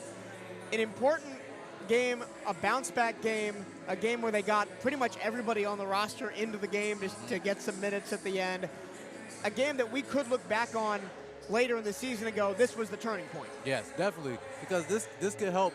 Since everyone had a piece of the pie today in today's win, it builds confidence in everyone on the team as well. So everyone could go home feeling happy knowing that they did something to contribute to the team. Let's go around the SWAC, take you up on the scores around the league and the women's basketball side of things as we wait for Coach Creighton to get her for post-game. Jackson State, with 3 minutes to go in the fourth quarter, is leading Grambling State 60-44. Southern is barely holding on against Alcorn. 8:45 to go in that fourth quarter. It's only 40-36. Southern currently second in the league after beating Jackson State on Thursday, but they've got a tough one in their hands at home against the Jaguars, against the Braves. We already talked about Texas Southern 82, Prairie View 69. Texas Southern maintains their perfect record in conference play. And the game we didn't get to earlier, a game that could have massive implications on seeding coming down towards the end of the season. Alabama State 28, Florida A&M 26 at halftime. That sounds like a good game. Sounds like a close game. That one, I think those teams are pretty evenly matched. Florida A&M had a tough start to conference play. They've come on strong. They've won 4 of their last 5. The Wildcats snap a 3-game losing streak tonight, winning this one big, 71-40, their largest margin of victory against a Division I opponent this season. Of course, they had big wins against Trinity Baptist, Fort Lauderdale, the non-D1 teams in the gimme games back in December.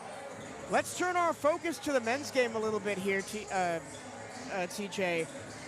The Wildcat men, they need a pick-me-up just like the women did. After coming off an 0-2 weekend where you were close against Jackson State, you weren't really that close against Alcorn State, and you're getting a team in Alabama State that is 2-2 in their last 4, coming off a loss to Texas Southern last time out. The Hornets, they put up a ton of points. They give up a ton of points. We could see a whole lot of offense today at Moore Gym. Definitely, we could definitely see a high-scoring game tonight, especially with both teams shooting almost the same amount of three-point percentage, almost the same amount of field goal percentage, and to be honest, everything they do is definitely evenly matched. So I expect a very competitive, very good game today from both sides. The Hornet men score 75 points per game. They give up 77. The Wildcats score 65 points a game, give up 72. We're just about to hear from Coach Janelle Creighton after the Wildcats win their 3rd straight home game here at Moore Gymnasium. They snap a 3-game winning streak. They win it 71-40 over the Hornets of Alabama State. Men's game to come, as you can see the men warming up on the floor as we get ready to welcome Coach Creighton to the broadcast.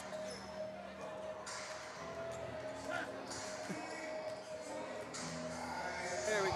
And we're now here with Coach Janelle Creighton after the Wildcats defeat Alabama State 71-40. Coach, you needed a bit of a bounce-back game after the last couple of games on the road, 3-game losing streak, and you didn't really leave much doubt after that big run to start the 3rd quarter. Yeah, you know, we did need a little bit of a bounce back. We had some injuries and some trying to make things work on the fly and getting to get back home, make some adjustments in practice, and really got to see some people step into some new roles, but a lot more comfortably because we got to talk about it practice it and things like that. So, you know, did need a bounce back, but I'm just really proud of this team. This is our 4th game in 7 days. And at the Division I level, that is really hard to do. And for them to not only show up, but show out and really, you know, show what a good team we are. That was I'm really proud of the team. You went with a bit of a bigger lineup today, starting Yes. the 3 forwards, Nicholson, McDonald, and Clark all at the same time Yes. against an undermanned, undersized Hornets squad. Right, yes. You know, like I said, we are out a couple of guards, and so we are just dipping into our bench when it comes to the forwards. We have a lot more of them available, and we said, why not put them out there and see what they can do? And, you know, Kayla Clark is extremely versatile. I think everybody thinks of her as somebody who's dominating in the paint and on the boards, and she does, but she's extremely versatile, and she's able to be basically a guard, and she understands what we're trying to do, so we can move her around in different ways. Also, that lineup is really tough to do anything about on the rebounding. You know, they are relentless rebounders, especially all 3 of them, and so if we can get the ball up on the rim, we have a really good probability of being able to, if we miss it, get it and put it back. And so, you know, that was just our mindset, thinking that way, and we said we'd start it out that way and see what happened and go from there. This team at times has struggled taking care of the ball, but only 15 turnovers tonight. You win the turnover battle. You win points off turnovers by a big margin tonight. Talk about keeping hold of the ball. Yeah, you know, we just talked about, again, the past couple of games, there's no excuse for the amount of turnovers. We hate that, but also we had a lot of people trying to fill in some roles they weren't comfortable in, you know, and so just like I said, getting back home, getting able to get on the practice floor and talk about some of those things. Also, just be there for each other, you know, clean up a bad pass by stepping to it and those type of things. They really make a big difference, and we talked about that a lot over the week. And I think you saw that here. And it wasn't perfect, but, you know, we really were there for each other and made sure that some of the 50-50 balls, you know, that we came up with them. And also just executing a little bit better in general, knowing what reads with these new lineups that we were looking for. I think that helps make passes better and things like that as well. So Thank you, Coach. Good luck on the road next week. Thank you so much. You guys have a good one. You too.